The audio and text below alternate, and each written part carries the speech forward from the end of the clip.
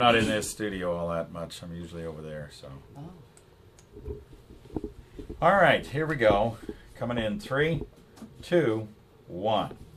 We are very pleased this morning to be talking to Jan Brett, the award-winning children's author, worldwide famous with 30 #1 children's books, and she's on a bus tour right now, 24 city stop, and she's in Scotts Bluff as well tonight for a special presentation over at the Midwest Theater. We thank you very much, Jan, for It's being great here. to be here. This is a beautiful place. So the weather is unbelievable.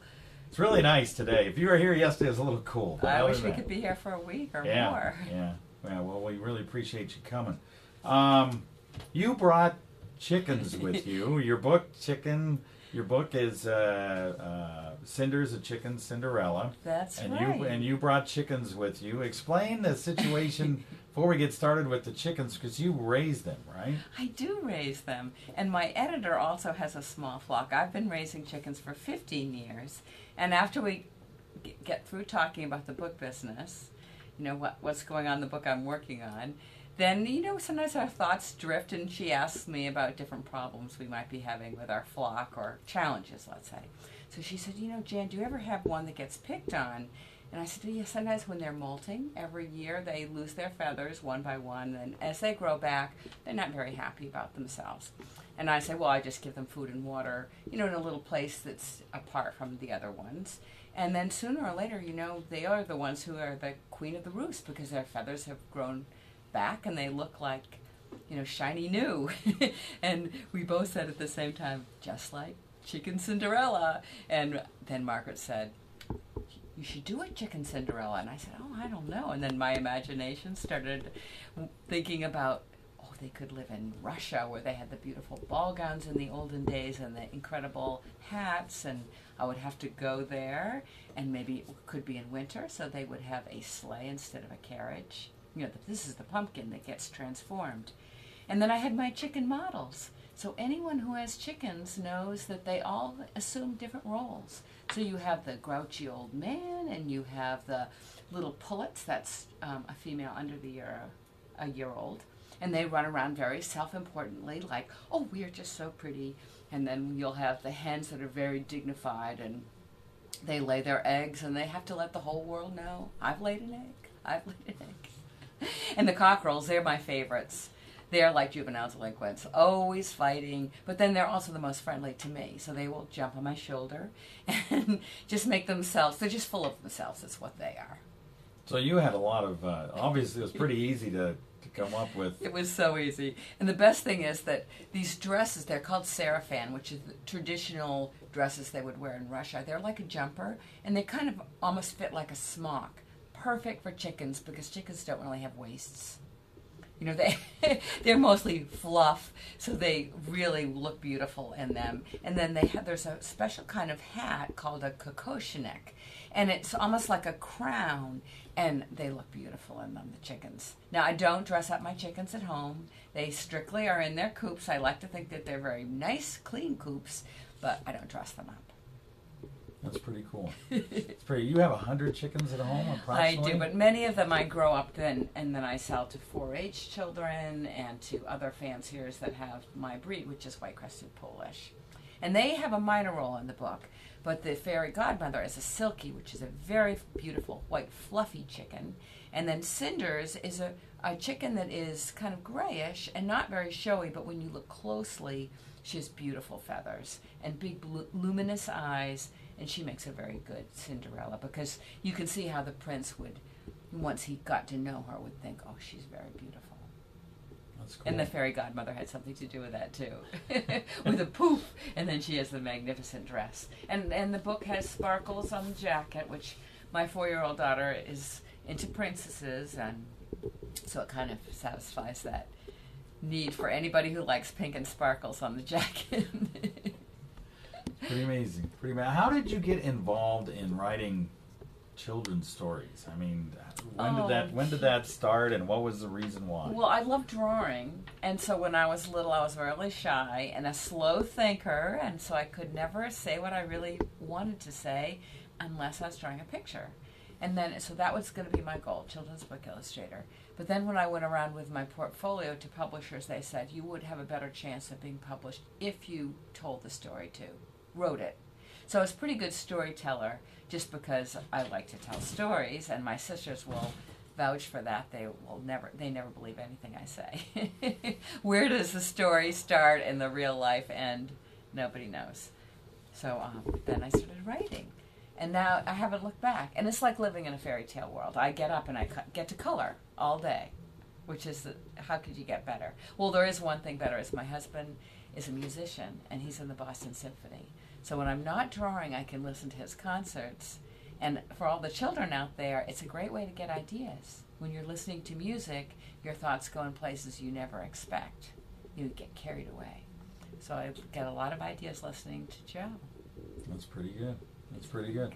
Now you are on like a 24-city tour. I know. And you chose Scottsbluff, and I understand we're one of the smaller stops, if not the smallest stop on your tour. I don't think it is the smallest.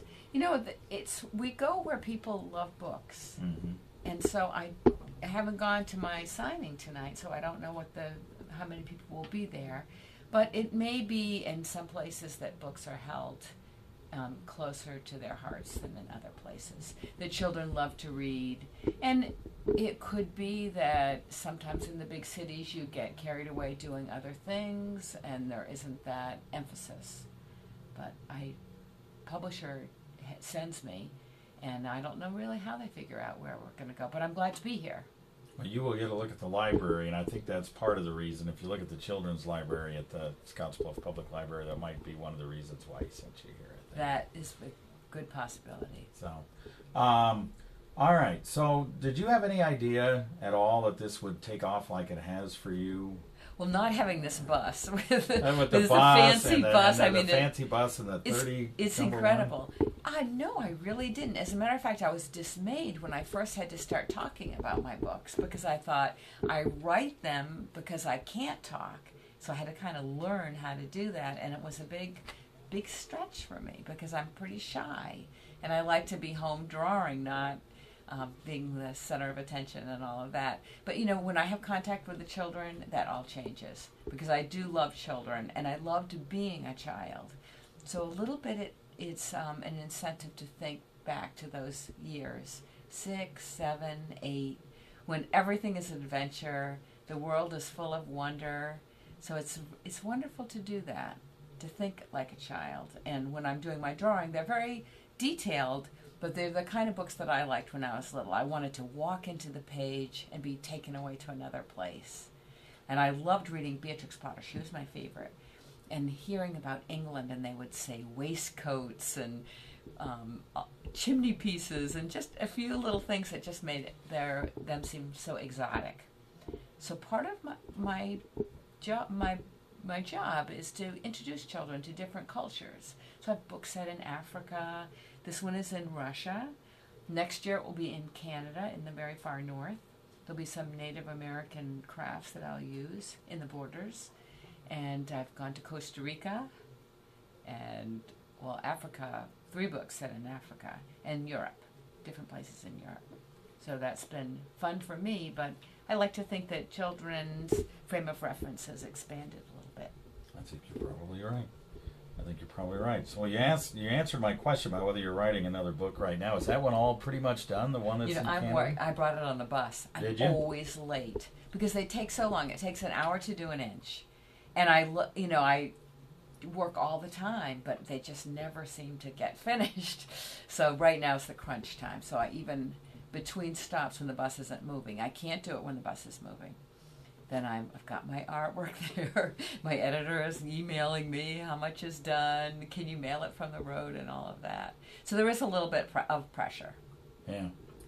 Now, when you have your presentation tonight, and we're going to put this on the website here so people can see it for the next few hours, what kind of things are you going to do for the folks that'll be there? Most importantly, I'm going to do a demonstration how to draw cinders. But they'll be like how to do shading, and I'll give them some hints that I don't think they could get from anybody else. They're like my little secrets for drawing. And then I have something to say about their creativity. It's basically encouraging them because that's something that is renewable. Every generation has their own artists, and you kind of need to do it. So I'm going to challenge them to spend some time drawing. And I think they will have fun following along with me. They can even bring a pencil and paper. A lot of times the children will draw me pictures, and I'm always astounded. They're better than I can draw. Because when you get older, you lose that oomph. Like there was a little girl last night, she had every little, the combs of the chickens, they have like 5 little points. Each one was a different color. Why didn't I think of that? So the children will come up maybe with some ideas for you later on. Maybe, They do, and I have their pictures which I save. I treasure them that they give me. Of course, I like them to keep them so that I'll remember the day, but I'm also happy to bring them home and put them on my bulletin board because you can't not smile when you see them. And there's something funny. A lot of times when they draw a picture, I'll look at the picture and look at them, and there'll be this resemblance. I can't figure it out, but people have accused me of doing self-portraits in my chickens. I'm not doing it intentionally, but they'll say, you know, Jan, that chicken looks a little bit like you. No, I don't know if that's a compliment or not. I take it as a compliment. I think chickens are beautiful. Well, we really thank you for being in Scotts Bluff. We look forward to your presentation tonight, and just thanks for being here. Well, it's a beautiful place. Thank you. Thank you.